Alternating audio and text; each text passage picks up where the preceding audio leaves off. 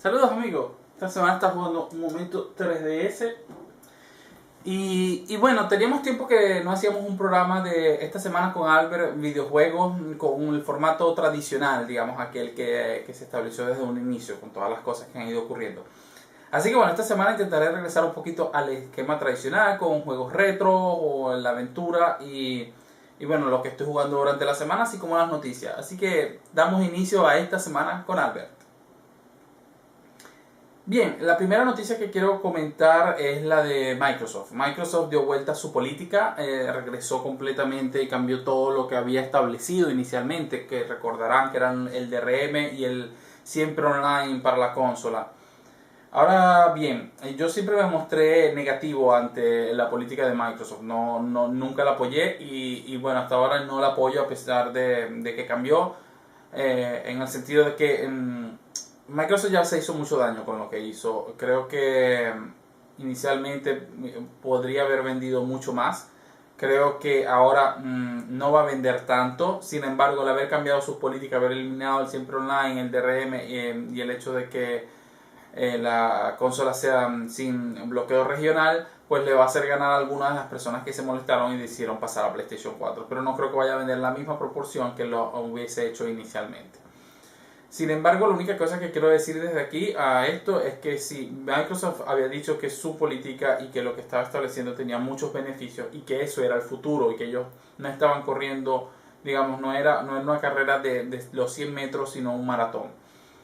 Entonces, ahora, ¿cómo se explica que ellos hayan cambiado todo? ¿Qué pasó con esa carrera de 100 metros y qué pasó con ese maratón? Y es que, aunque yo no estaba de acuerdo con su política, Microsoft, según ellos, esta era una buena idea. Entonces, lo que ellos deberían haber mostrado es haber convencido al público de los beneficios de su política, de las cosas que querían implementar. Y creo que en esto fue en lo que realmente falló Microsoft. No tuvo la capacidad, no tuvo las relaciones públicas necesarias para convencer al jugador de cuáles eran los beneficios de lo que ellos estaban implementando. Que quizás podrían haber sido muchos, podrían haber sido muy buenos, pero Microsoft no supo explicarlo. De verdad que nadie entendía cuáles eran los beneficios. De hecho, salió una carta recientemente de uno de los programadores de los que trabajó con la Xbox One diciendo que estaba muy dolido por el cambio, porque él habían desarrollado muchas de estas ideas y le dolía mucho que ahora no se fueran a implementar, porque realmente había una evolución grande respecto de la consola. Bueno, si había una evolución grande, pues no supieron explicarla.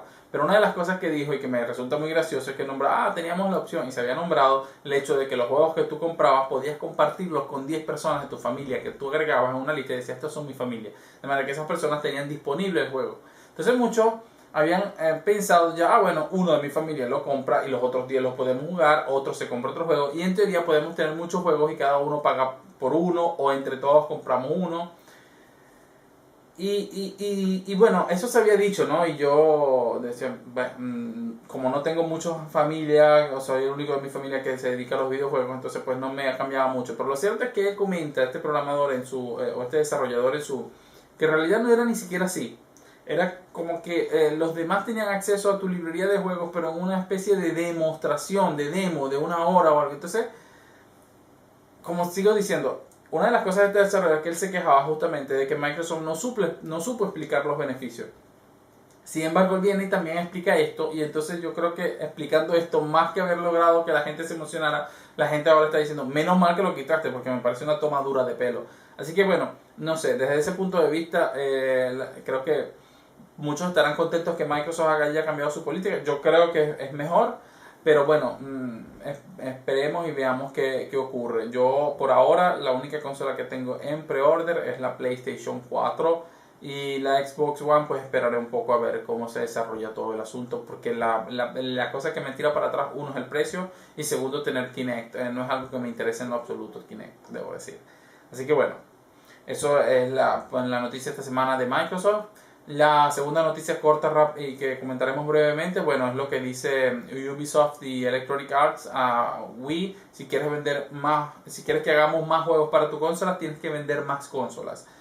Y bueno, Nintendo tiene que empezar a mover fichas y a sacar juegos más importantes para su consola, porque por ahora no está vendiendo lo suficiente y los juegos que vienen no me parecen todavía suficientes para mover la cantidad de unidades que necesita Wii U para posicionarse mejor en el mercado. Quizás el próximo mes me compre una Wii U, pero estoy pensando qué juegos comprar y lo único que me llama la atención es el Super Mario y creo que no hay nada más que me llame la atención de la Wii. Pero bueno, veamos si logro comprarla para la semana que viene, para el mes que viene, perdón. Ahora pasamos a la sección de qué estoy jugando esta semana. Bien, hace semanas atrás les comentaba que estaba jugando un viejo juego llamado Heavenly Sword de la PlayStation, que fue de los primeros que salió para la consola. Ese lo detuve esta semana porque me llegó un juego que seguramente ya muchos de ustedes han jugado o quizás terminado o lo están esperando.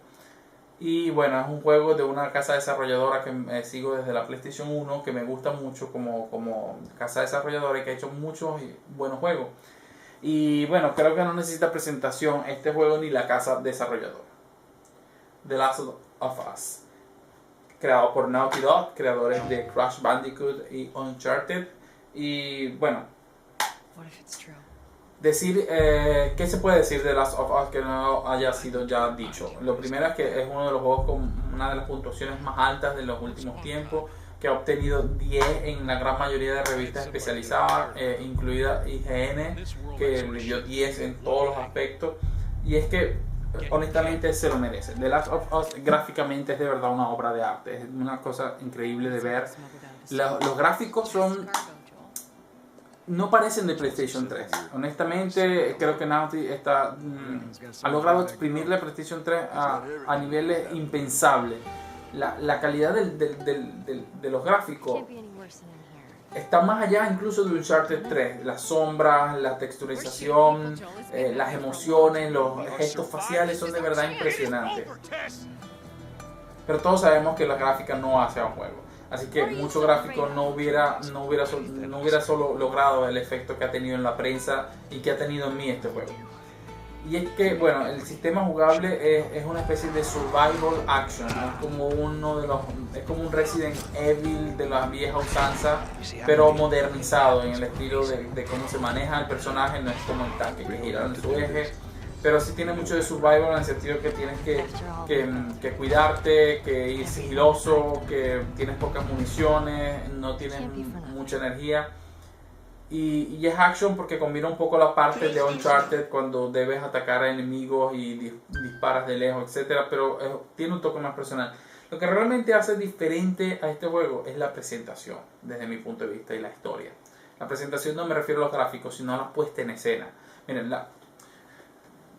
la primera parte, los primeros 10-15 minutos del juego, que no quiero explicar aquí para que no haya jugado, a mí ya me crearon una conexión con el personaje de verdad muy fuerte y me pusieron en tensión. La manera como se desarrolla todo era algo que no había visto en un juego o en mucho tiempo nunca. Y es que la manera en que van sucediendo las cosas, uno de verdad juegas con tensión, estás preocupado, las cosas que ocurren, cómo ocurren. Es casi vivir como si estuvieras dentro de una película, pero donde manejas tú el personaje o eres tú el personaje. Los primeros 10-15 minutos son intensos y eso marca el tono para el resto del juego, en el sentido de que no son siempre intensos, pero te crea ya la conexión y te ponen en ese mundo que vas a compartir, que vas a conocer y que vas a tratar de entender. Y de verdad que yo quedé muy impresionado. Mi esposa también, cuando le dije, bueno, hoy vamos a ver películas un poco más tarde porque primero voy a jugar The Last of Us. Y ella me vio así como que, ¿ah? No, yo quiero ver películas. Pero entonces después, cuando empezó a ver el juego, quedó enganchada con la historia y con la puesta en escena. Le gustó mucho y ahora, bueno, tengo que jugar con ella siempre porque si no se va a enterar de lo que ocurre. Y quiero ver, le digo, no lo he terminado todavía, así que no quiero exprimir un resultado general todavía, pero les digo, ya los 10 primeros 15 minutos te venden completamente el juego y lo que viene después está muy bien hecho, está muy bien realizado, lo recomiendo absolutamente. No puede existir un jugador o un poseedor de PlayStation 3 sin The Last of Us, porque es de verdad uno de los mejores juegos que hay para la consola. Así que bueno, este va a ser un muy buen año para PlayStation 3 con Beyond Two Souls, Gran Turismo 6, el Ya Ni no Kuni que salió, así que lo recomiendo absolutamente. Y eso por ahora de Last of Us. Esta semana, como dije, quiero volver un poco al estilo original del programa, así que hablaré un poco de una aventura gráfica del pasado, una aventura gráfica que me marcó y que fue la primera aventura gráfica que tuve en mi...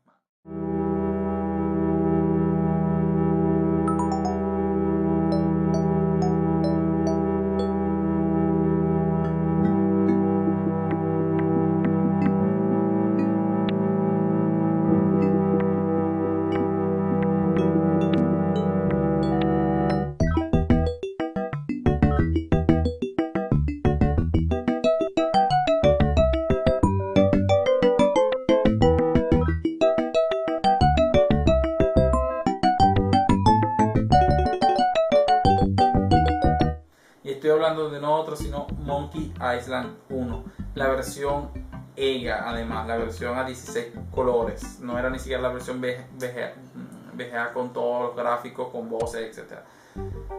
Yo tenía para esa época, les voy a decir, algo así como 8 o 9 años cuando ese juego cayó en mis manos. Tenía en mi casa una computadora 286, muy buena para la época. Mi padre había comprado las computadoras para la empresa y compró una adicional para dármela a mí. Y yo recuerdo que como todos, pues quiero jugar con la computadora. Y era muy difícil conseguir juegos en mi ciudad para esa época. Y llegué a un negocio que tenía varios jueguitos a la venta. Y que te dejaban probarlos, tenían instalado y te dejaban probarlo. Así que, empecé a probar varios juegos y este me enganchó. Me enganchó porque era algo diferente a todo lo que había visto. La Nintendo, sí, manejabas al personaje, Contra, por ejemplo, disparabas, saltabas, Mario Bros, saltabas. Pero este tenía algo diferente. Manejabas a un personaje que lo movías por un entorno e interactuabas hablando, empujando, tomando cosas. Y la gente te respondía y tú le respondías. Para mí, al menos en ese momento, como niño, me pareció una cosa mágica. Me parecía, Dios, esto es como un libro, esto es como vivir tu propia aventura. Y ese fue el juego que me llevé. Me llevé a casa ese juego y empecé a jugar. Y a pesar de que en algunos momentos no sabía dónde ir o qué hacer, nunca me aburría. Siempre estaba como tocando todo, probando, haciendo esto. Y cada vez que lograba algo más era como un logro. Había avanzado y estaba llevando mi propia aventura adelante. Me sentía Guybrush Threepwood. Y es que el primer Monkey Island desarrollado por LucasArts cuenta la historia de un pirata de Guybrush Threepwood, un personaje, un hombre que quería ser pirata. Pero para ser pirata lo primero que hace es ir a un bar de piratas que está allí, que se llama Bar Scum, donde le dicen que para ser pirata primero tiene que pasar 3 pruebas. Entonces así comienza tu aventura, con las 3 pruebas para ser pirata. Mientras vas haciendo pruebas, conoces a la gobernadora, Elaine, de la que pues quedas enamorado. Y te enteras de que hay un pirata fantasma que quiere casarse con la gobernadora. Y entonces tú te ves involucrado en toda esta aventura pirata, ¿no? Y que vas cambiando de escenarios y vas pasando a otros mundos y que llegas a otros mundos, me refiero a que vas a otros sitios, por ejemplo, cuando llegas a la isla, ¿no? A la Monkey Island. Y yo recuerdo que de niño esto fue fascinante y fue mi puerta a las aventuras gráficas, y desde entonces no he dejado de jugar nunca aventuras gráficas. Estoy jugando algunas aventuras gráficas ahorita mismo nuevas, Deponia, Chaos en Deponia, A New Beginning, Gemini Rule, Resonance, son algunas de las que estoy jugando ahora. Pero Monkey Island me marcó particularmente, y es uno de esos juegos que de verdad la primera vez, de hecho, un comentario aparte fue que 10 o 14 años después, cuando estaba en la universidad, yo vivía alquilado, ¿no? Tenía una habitación y estaba alquilado. En esa casa vivía pues los dueños de la casa, y había una computadora bastante vieja. Y bueno, así por cosas me dice, ¿tú no tienes algún juego que pudiese instalar en este computador? Y bueno, mira, para esta computadora es vieja, la cosa que te podría instalar es esta aventura, a ver si te gusta. E instalé Monkey Island 1. aunque habían pasado 14 o 15 años, para ver cuánto había, no, sí, alrededor de 14 años desde que había jugado por primera vez ese juego, el poder de un juego bueno se mantiene en el tiempo sin importar gráficos, sin importar nada. Yo instalé ese juego allí y el hermano, la chica no pareció muy entusiasmada, pero el hermano, que no vivía allí, era un hombre casado que vivía afuera, se puso a jugar y no se pudo detener. En el sentido, él trabajaba, iba a su casa y todos los días regresaba y pasaba 1 o 2 horas jugando a Monkey Island en la computadora. Y eso que él vivía bastante alejado de allí, vivía a unos 45 minutos en carro de la casa, que era la casa de la mamá, digamos. Entonces, él venía todos los días a jugar Monkey Island, porque había quedado de verdad enamorado del juego y además, como decimos en Venezuela, enviciado, no podía detenerse hasta que no lo terminó. Esto fue una cuestión de unas 2 semanas que iba y venía todos los días, no buscó nunca una solución, no pidió nunca solución porque quería hacerlo todo él. Así que vean el poder. Si ustedes no han jugado todavía el primer Monkey Island, jueguenlo. Tienen un remake ya en Steam con gráficos mejorados, gráficos modernizados, pero si pueden, yo les diría, el primero tiene un encanto. Lo bueno del remake es que ustedes con una presión de teclas pueden cambiar entre la versión remake y la original a nivel de gráficos. El juego es exactamente igual, gráficos y música. Se los recomiendo de verdad porque Monkey Island es el juego que tiene que jugar todo jugón que se considere fanático de las aventuras gráficas.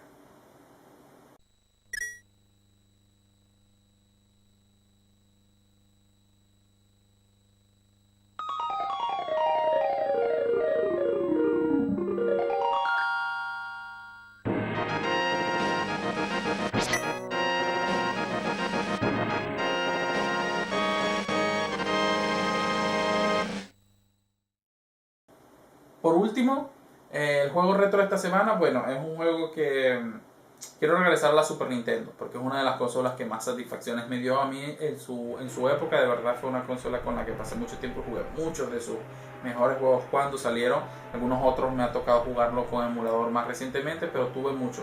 Y uno de los primeros juegos que yo tuve por la Super Nintendo fue The Legend of Zelda: A Link to the Past. Y es que ¿cómo llegó ese juego a mis manos? Bueno, es uno de esos juegos que un día me dieron dinero para ir a comprarme un juego de Super Nintendo. Costaba muchísimo dinero, así que era un evento que me dieran dinero para eso. Era una cosa que ocurría una vez cada cierto tiempo. Cada 3-4 meses podía conseguir un juego nuevo más o menos. Entonces me fui a una de las pocas tiendas que vendía juegos de Super Nintendo para la época en mi zona y empecé a ver todos los juegos que había allí. Había Super Mario Kart, recuerdo, que no compré porque dije, otro juego de Mario. No quiero Mario. Y habían varios juegos. Uno de los juegos que vi y dije, Dios, este es el juego que quiero, era Final Fantasy 2, que sería el 4 en Japón. Pero costaba el doble de lo que costaba cualquier otro juego. Costaba muchísimo. Era una cosa como en aquel tiempo, les digo, en mi moneda costaba 8.000 bolívares, que era un dineral, era muchísimo dinero. Así que no tenía tanta plata, creo que tenía una cosa como 4.500. Y bueno, viendo los juegos y viendo los precios, llego y veo The Legend of Zelda: A Link to the Past. Yo había jugado ya el primer Zelda en la Nintendo.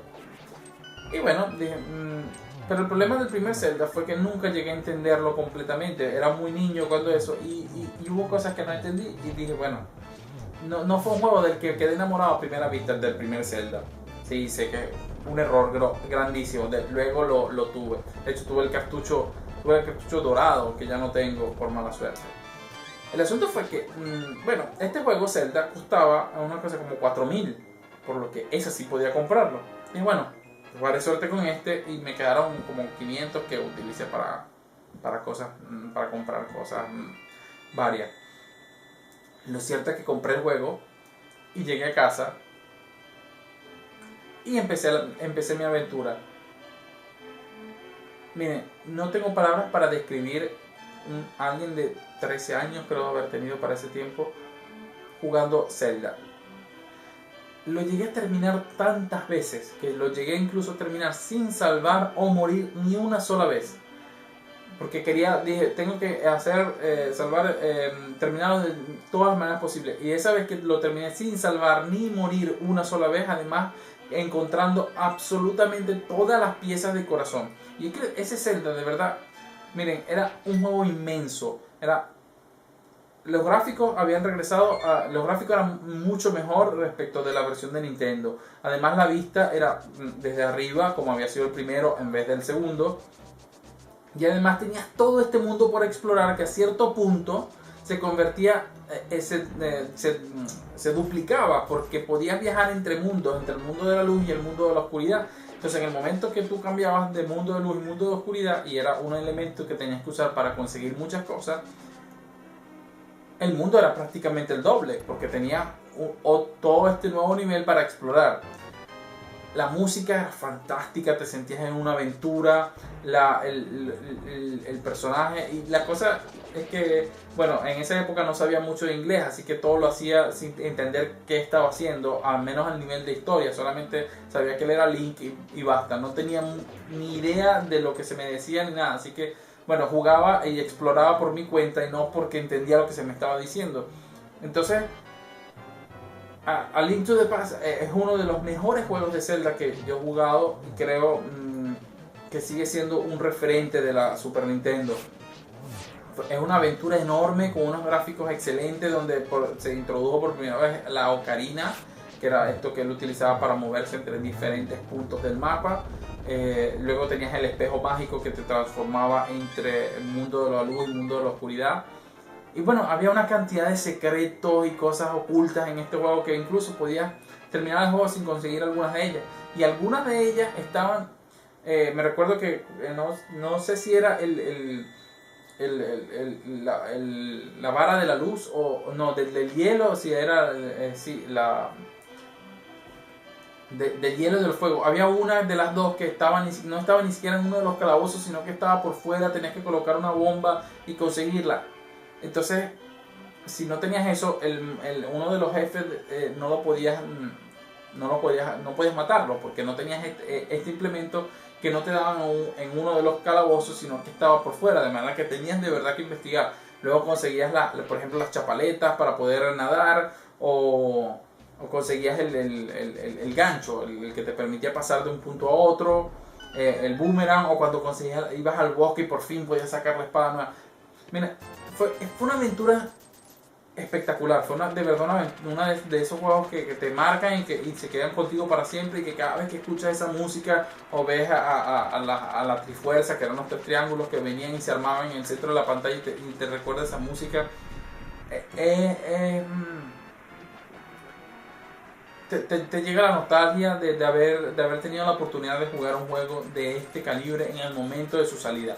De verdad que la Super Nintendo me dio tantas satisfacciones que creo que durante un tiempo estaré hablando de los juegos de Super Nintendo. Así que me concentraré por ahora solamente en los de Super Nintendo, y luego pasaremos a Sega Genesis o a otro sistema. Pero es que la Super Nintendo tenía muchos y muy buenos juegos, y creo que deben ser siempre recordados, aunque hay muchísimas páginas que pueden encontrar. 16-Bit Games, por ejemplo, es un personaje.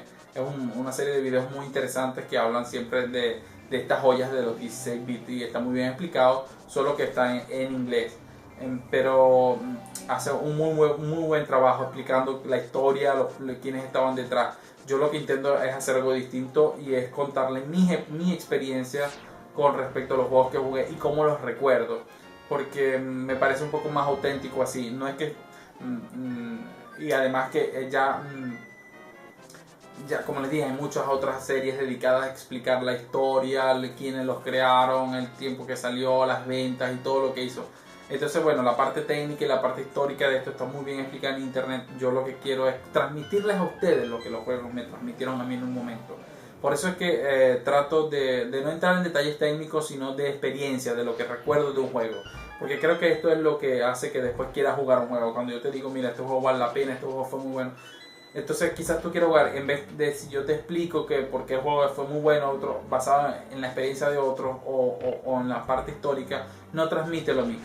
Lo que sí te puedo decir es que Zelda es un juego que merece ser jugado. A veces me arrepiento de no tener todavía mi Super Nintendo, pues lo vendí de muy niño, pues quería una PlayStation. Es una de las cosas que más me arrepiento de haber perdido todos estos juegos. Pero bueno, si tienes la oportunidad o tienes un Super Nintendo y tienes la oportunidad de tener este juego, juégalo, que vale la pena. Si no, bueno, consíguelo en otros medios. Está disponible en la Wii, no sé si ya está para Wii U. Así que bueno, tienes que conseguirlo como sea y jugarlo, porque es uno de los mejores juegos jamás hechos en 16 bits. Así que bueno, este es el final esta semana con Albert. Fue un programa bastante serio, diría. Esta semana tengo el humor un poco complicado. No que esté de mal humor ni nada, sino que algunas preocupaciones por lo que el programa no estuvo tan movido como otros, pero creo que la información sigue siendo tan válida como siempre, amigo. Así que bueno, esta semana con Albert, espero que les haya gustado el programa y bueno, nada, suscríbanse, síganme y seguimos adelante.